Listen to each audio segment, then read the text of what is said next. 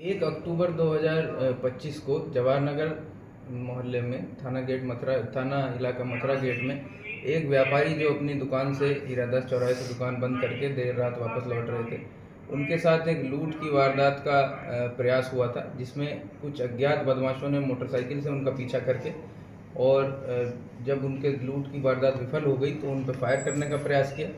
Fire परिवादी की नहीं लगी, परंतु वो मौके से जो अज्ञात मुलजिम थे वो फरार हो गए थे। उसी के बाद से एक ऐसी गैंग की तलाश में जिला भरतपुर की तकनीकी टीम, डीएसटी टीम और थाने की टीम लगातार तलाश करने में लगी हुई थी, जो इस तरह की वारदातों को अंजाम देते हैं, जिसमें व्यापारी वर्ग जो शाम की बिक्री के बाद घर लौट रहे होते हैं उनको लूटने का प्रयास करते हैं और जो अवैध फायरआर्म्स अपने कब्जे में रखे हुए हैं। इस संबंध में एक कंबाइंड टीम डीएसटी की और एएसपी सिटी पंकज आईपीएस जो हैं उनके नेतृत्व में गठित की गई थी, जिसमें थाना मथुरा गेट और डीएसटी की कंबाइंड टीम ने आज सफलता हासिल करी है, जिसमें स्टेडियम के पास एक गैंग जिसके 5 सदस्यों को डकैती की और लूट की योजना बनाते हुए मैं हथियार के दस्तयाब किया गया है। इस गैंग के जो सदस्य हैं उनका नाम क्रमशः जगत सिंह, हरेंद्र, प्रशांत, नितिन और रोहित है। इनके कब्जे से अभी हमें 2 अवैध देसी कट्टा, 3 जिंदा कारतूस, 1 खाली कारतूस और 2 मोटरसाइकिल बरामद हुए हैं। इन्होंने प्रारंभिक पूछताछ में ये बताया है कि 1 अक्टूबर को भरतपुर मथुरा गेट जवाहर नगर में जो वारदात हुई थी वो इनके द्वारा कारित की गई थी। जिन हथियारों से घटना कारित की गई थी वो इनके कब्जे से बरामद किए जाएंगे। इसी के साथ इन्होंने ये भी बताया कि ये पेशेवर लूट और डकैती की योजनाओं को बनाने में और उस तरह की घटनाओं को कारित करने में माहिर हैं और 1 अक्टूबर की घटना के बाद से कुल 4 लूट और डकैती की वारदातें ये कर चुके हैं, जिसमें 1 भरतपुर की और 3 कुम्हेर की हैं। इसी के साथ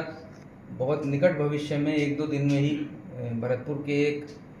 ज्वेलर को भी अपने निशाना बनाने वाले थे और एक अन्य ज़िले में भी एक ज्वेलर की रेकी ये लोग कर चुके थे, जिसके पास से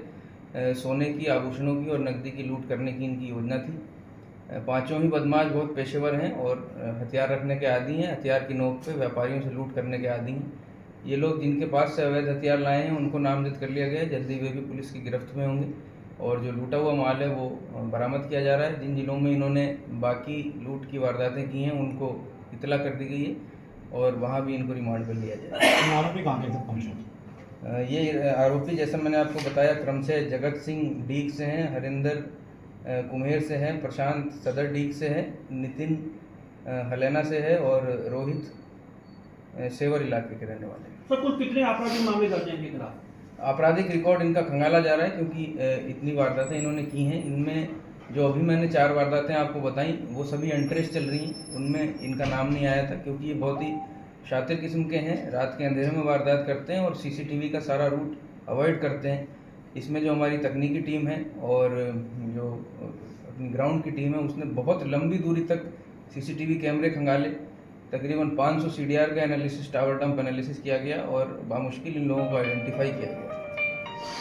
सर, इसमें ये भी जानकारी निकल कर आई है कि ये लोग आरडीएम जो अस्पताल में जो ठेकेदार है उसके जो वेंडर है उसके लेबर के रूप में काम करते थे। इनमें जो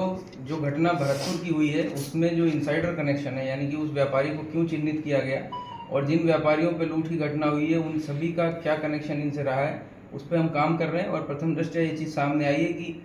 जिन व्यापारियों को ये अपना शिकार बनाते हैं उनके या तो वर्तमान में कोई मुलाजमान हो या जो पहले वहाँ नौकरी कर चुका है उससे साठगांठ करके और रेकी ये लोग करते हैं।